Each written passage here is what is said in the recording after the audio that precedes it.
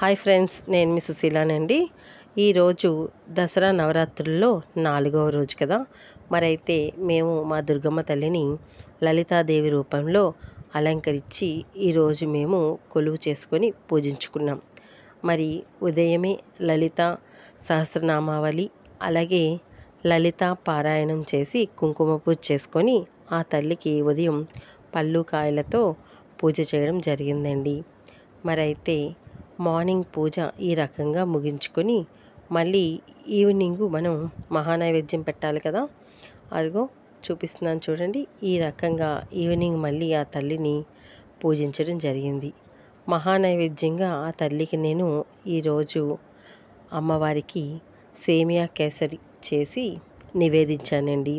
ఎందుకంటే లలితాదేవికి స్వీట్ అంటే చాలా ఇష్టమట.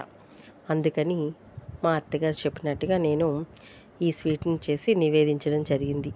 చూడండి, మీకు కూడా చూపిస్తున్నాను. ఈ సేమియా కేసరి చాలా బాగుంటుందండి. మరి అమ్మవారికి నచ్చిందని అనుకుంటున్నాను. మీకు కూడా నచ్చిందా?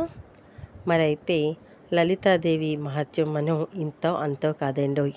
ఎందుకంటే ప్రతి ఒక్కరు కూడా చాలామంది లలిత పారాయణాలు, లలిత అష్టోత్తరాలు, లలిత చాలీసా ఇలాంటివన్నీ ఈ రోజుని చదువుకొని ఆ తల్లిని కొలుచుకుంటారు.